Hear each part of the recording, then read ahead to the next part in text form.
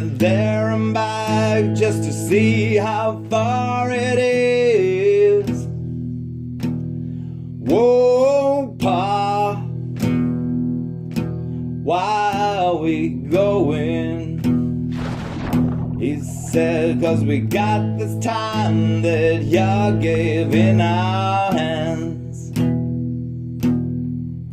just to see how far it is. Oh, come on, brother, please. Won't you show us just how far it is?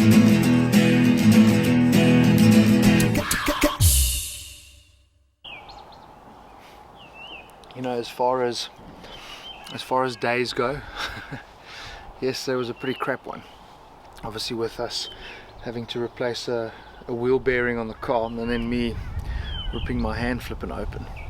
But something that I am constantly reminded of when I do this is that you have these days that are frustrating and you get irritated by it, but there is that silver lining to every dark cloud. You know, you get to meet people like Jolene, and we end up staying now at a place that is just also absolutely amazing, Vlakkieskraal, because we even phoned her, said we might not have a car. I said no problem, I'll come and fetch you. You know, it's like, I don't know, in these communities people just, yeah, they stick together, they work together, they help each other. So even though it started out crap, it ended off being really special. Vlakkieskraal is an authentic farm stay, and I had a chat with Renier, who gave me the lowdown on goat farming. So this is a boer goat. They were bred in South Africa. You get this one with the red head, and then you get Kalahari, which is the completely, you know, brown red goat, and then obviously you get the white one, which is the Savannah goat. Okay, what's your setup here? Are you breeding them for?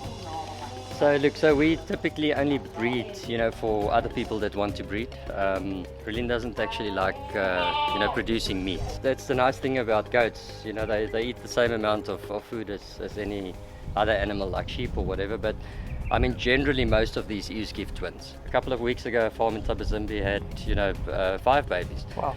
You know, so yeah, so that's the thing. You know, they do produce, you know, more than one, and that's obviously economically is feasible for, you know, for what they eat. I mean, if you look at it after you properly, then, you know, probably 12 years of breeding. Every morning, every evening, you know, check the ewes, make sure, you know. So, you know, it's all about the health at the end of the day, to make sure that the next generation of babies are your business, properly. We send them to the bush when there's enough natural vegetation, food. Yeah. But then we also supplement, you know, we give them some pellets with high protein in lucerne, you know, whatever that supplement is. You know, obviously disease control is the other important factor. So regular dipping once a week. Dripping and cooking. Yeah, but sounds like us, really. It sounds like you, really. You found your people. So you can call me the goat.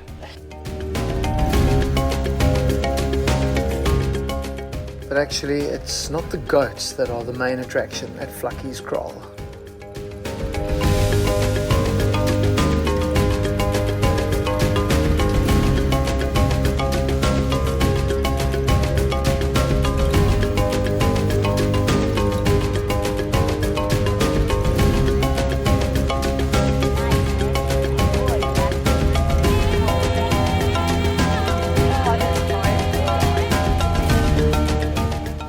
My little Jack Russell walks like these things. Jamie.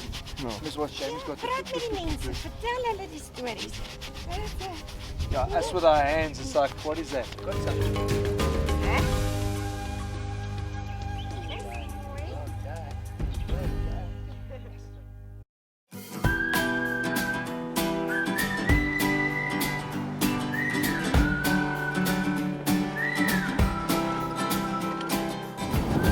Well, I must tell you, I never ever thought I would go for a walk in the bushvelds with a warthog and 2 Yorkies. Crazy. But what a cool and unexpected stay with Janssen van Vierens. A really nice little setup that they've got there.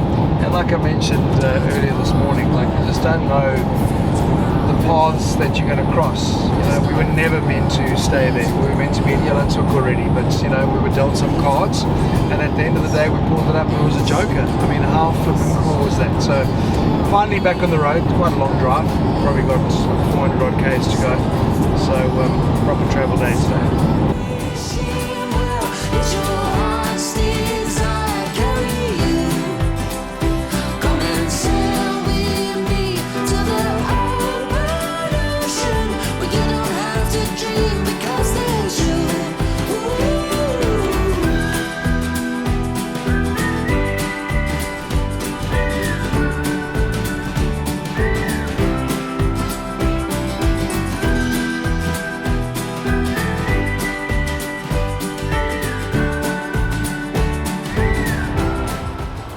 Cool.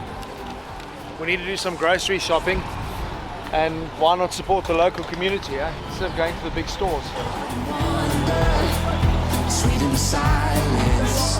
Oh, we'll keep running and we'll keep running. Leave your worries and your suitcase. Oh, you don't need nothing but. How are you? Cool. You're cool by the pool. Hey. That's amazing. So like 47 Rand for carrots, onions and potatoes. Try and do that at your Woolworths or Checkers or Pick n Pay. And at least we're supporting local. It's cool. Leave your worries and your suitcase. All you don't need nothing but you.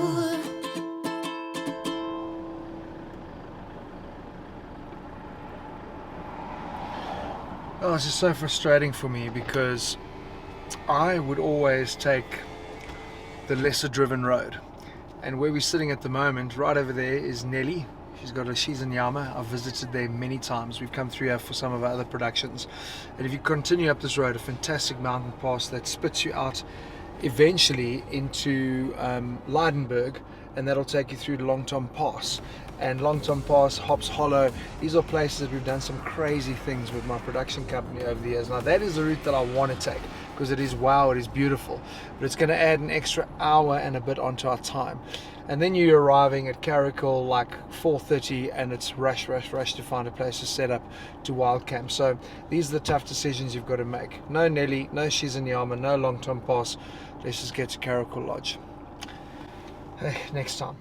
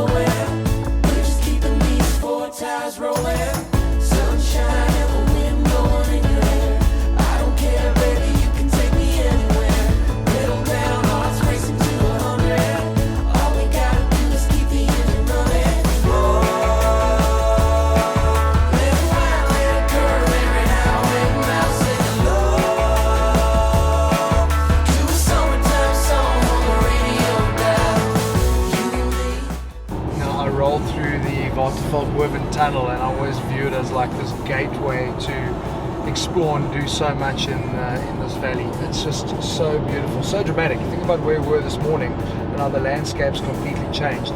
It's an area that's really well known in and around Nelspruit. Obviously a lot of tourists will come through here because it's also their little hop and skip across to Kruger, but you go and do the panorama tour, God's Window, Mac Falls, Pilgrims Rest.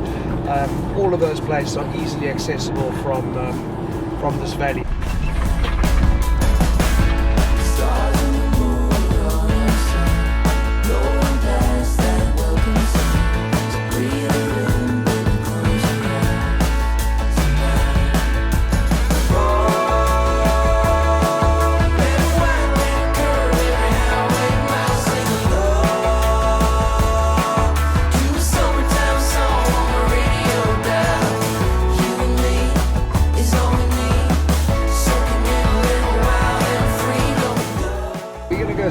Hook, mates of mine, Donald and Karen, have a farm there. They've got great accommodation, but I've always wanted to spend proper time on the farm, go and wild camp. He's got a waterfall, you can go hiking, there's so much you can do. So I'm really looking forward to finding a spot on his farm and waking up to just a beautiful sunrise over Mpumulanga.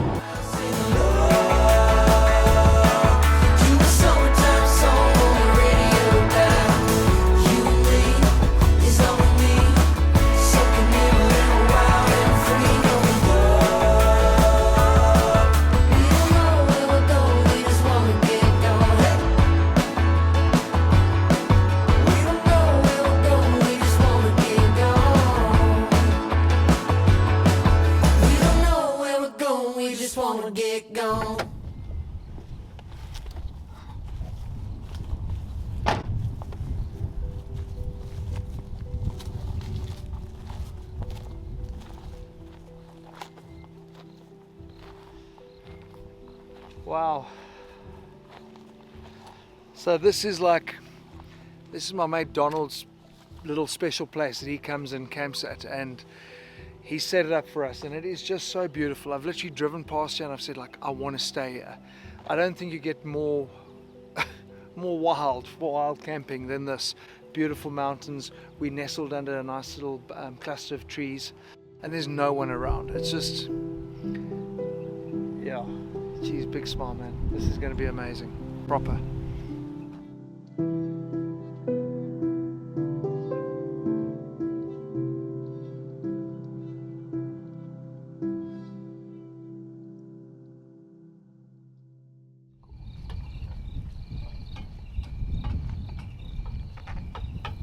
Thanks, baby. Pleasure. Tjera. Thanks for that. Oh, I was waiting for you. Oh, gooi. We're good. Gooi meetings, Papa. I was like, okay. I was like, he's getting a whole monologue going or something. No. I was also waiting. I thought this is part of the scene, right? Normally you say to me, okay. Okay, we're good to go this time. Do you want a jacket? No, I'm good for now. Everyone's rugged up, man. Oh this is my fine. word, I'm deep in thought. He's got a bandage, so he's fine. Yeah, I'm strapped. Yeah, listen. Okay, 3, 2, 1, action. So I've been very fortunate to travel a lot internationally and obviously locally as well. And I remember back 2020 during lockdown, part of the motivation behind getting on the road just to see how far it is was to get South Africans to fall in love with their country. It's flipping amazing. And what always blows my mind is that we want to get on a plane and go to other countries, yet we know so little about our own. And you meet tourists who know more about our country than we do, and that like really bothered me. But what has been so cool is that when we arrived at Wildlife, this man was there, Pikey, or Brett. We're going to call you Pikey. Pikey, yeah, go with the Pikey. And he became like a rash. Because A rash! Just can't get rid of this, eh? because wherever we went, there you were. And it's I think you've had an epic trip. I mean, we've gone our like separate ways after Coffee Bay. Where did you travel after that? After we saw you in the Transcar, where did you go? After that, I went to the Drakensberg. So yeah, that was unreal. The day that I drove there, that we all left Mdumbi, obviously it was terrible weather. So that was crappy driving, but it was great because I wasn't really missing anything. It was a driving day. And then the weather was going to be good the next morning for Sarnie Pass. Drove up there. The skies parted. It was beautiful. You could see the snow melting. It was unreal. November snow. I don't think I could have timed it any better. Yeah, I was lucky there. And then since then, Marloth Park and in Kruger for 4 days. Yeah, unreal. Just everything. What is it about the continent that was appealing to you? Initially, it was the wildlife for sure. Yeah, I mean, you don't have this kind of wildlife anywhere else in the world, obviously. So, and it's still here, and it was something to learn for me to see what's being done for the animals and against how humanity is contributing, positive or negative, and seeing what I could do. So I did a little bit of volunteering up in Tanzania, which was a cool experience. Did a month or so just helping out, my little moment that I could give back. It's amazing. Yeah, and it was a big thing coming here, just doing that, because most other continents it's pretty hard to do that kind of conservation work. So is this your first trip to SA? Yes, first trip. Oh, wow. So about 7 weeks. Started in Cape Town. It's just been unreal. I say cheers to that. And I know there's always a healthy rivalry between South Africans and Australians, but it's just because we're so bloody similar. Seriously, it's been superb meeting you. Thanks for the effort. That's super cool. No, my pleasure. My Yeah. pleasure. Thank Our you. paths will cross again for sure. They will. They will.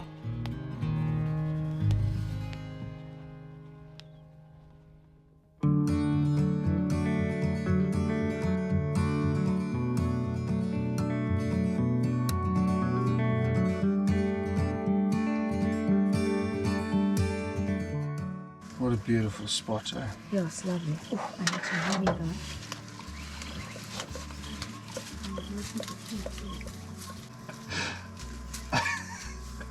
You step back, you can probably see her having a weed out there. The camera.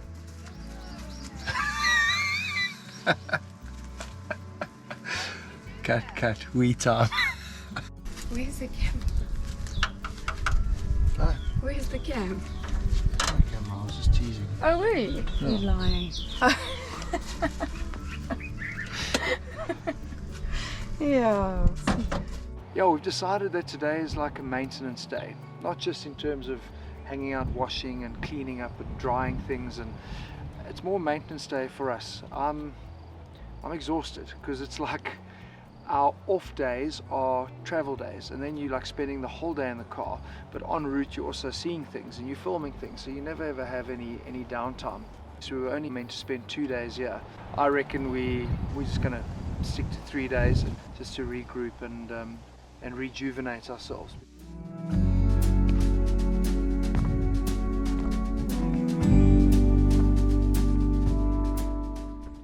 She's while we're here, huffing and puffing. Very fit. Huh? So what happens when you drive everywhere. Jamie, should we go? Go on, let's go. Go. Go, boy. Let's go. Go. See, these are the things that I've never got to do at Caracal Lodge. Stayed here so many times and never had a chance to do the forest walk or just, I don't know, have lunch at the waterfall. Stunning, man.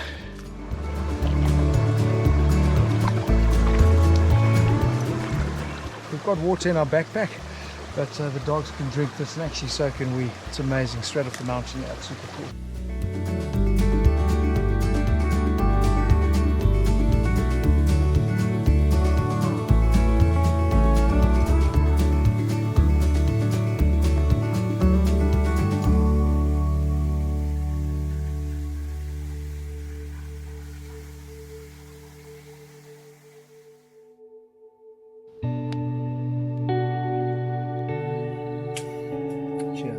What a cracker day. Come back to base camp after hiking and the dogs are out for the count. We've got a nice fire going. I've got a proper setup here.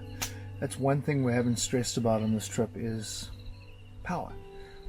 I think we're day 17 or 18 now. We have not plugged in once anywhere we've been because with a solar panel on our Boonda Trail, it just keeps obviously replenishing, and when we're driving with our National Lunar System, obviously they're running National Lunar on the Boonda Trail, and I've got that in my car as well, so the two work perfectly together. And it's a massive thing for us because I remember in season 1 it was a real concern, but at the moment I've got the 2,500 watt inverter on the Boonda Trail set up. That's powering all my devices. We're copying cards. I'm probably even going to get to do a bit of editing tonight because I'm so far behind with that. But that is what today has been about, and us making the call not to just pack up and rush on, because we actually need time just to sit like this. It's peaceful, it's quiet, it's perfect. I don't know if Donald's given the spot a name, but I think this is going to be Donald's daydream, and I'm glad I get to hang out and spend some days here. It's really special.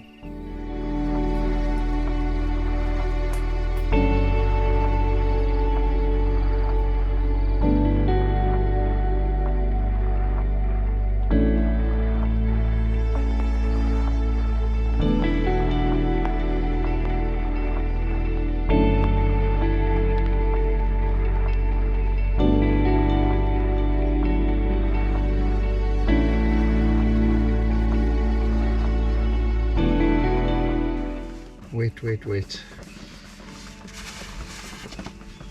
At least we've got a nice little nest. Full of ticks. Lovely. Obviously the dogs are on Brevector, so they sorted. So what you end up finding now are all these little dead ticks lying around. So you have that night where you're scratching and itching and imagining that you're getting carried away by ticks. But People are always amazed that Elise and I and 3 dogs fit into, even in season 1, into a rooftop tent. Obviously on the trailer, it's all about maximizing weight and space. I've slept in the Bundu top, and it obviously is bigger than the version they've got on the Bundu trail. So it is quite tight in here. It's certainly comfortable from a sleeping perspective because it is square. It really does maximize the space that is available. But yeah, it's certainly cozy. Now, you might remember we wanted to go into Lesotho right up front in the trip, but with the dogs needing to get in, once the state vet stamps the documents, you've got 7 days to get into the border. So we just felt that was going to put us under too much pressure. We've now run out of days to do everything we wanted to do. So are we going to head back into Transkei and finish the bits that we didn't get to see? Or are we going to do Lesotho, which for me was always a big thing. So just to play it safe, we're going to check weather, but we're going to go and see if we can get into the state vet today and Nelspruit. Perfect day for it, it's raining. Mila, do you want to go to Lesotho? Do you want to go to Transkei? I don't think you care as long as you're with us, hey? Little baby.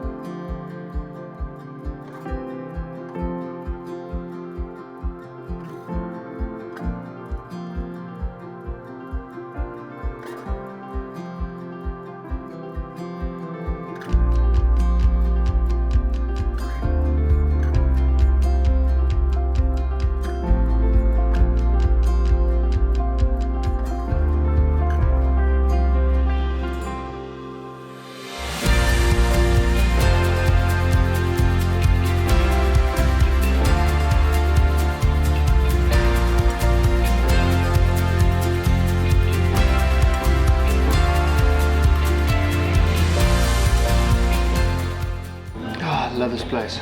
It's proper. You have to come here, and you also have to come here with the mist, because that's so part and parcel Kaapsehoop. Glühwein, great vibes. That's a special place. I'm just a bit bummed that we're not getting to do the hiking here, because I've always wanted to. And what's quite cool, the community at Kaapsehoop are really looking after things. So there's the Kaapsehoop Conservancy and the Trust, so you get permits so you can go and do all the walks. And of course the area is also crazy famous for the wild horses. There are not many other places you find them roaming around, literally walking through the streets. It's a very special place. So yeah, we've scrapped the idea of seeing the state vet, no response, so we'll have to try and make a plan further down the road. But today has been our day to say, listen, let's eat, drink, be merry, and have a lekker time. I'll drink to that any day. Trying to tell me something? I like sausage.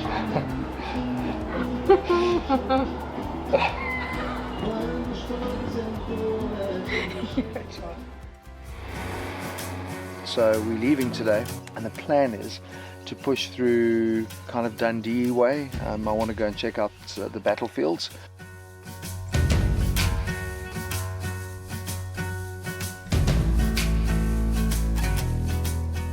In wild camping terms, this is called the exchange.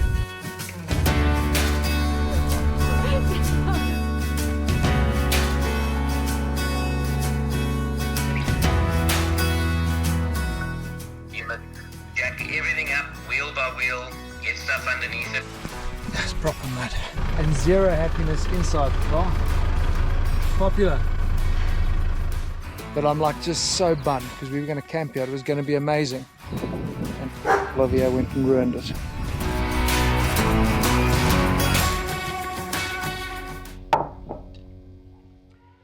That was Fat Cook.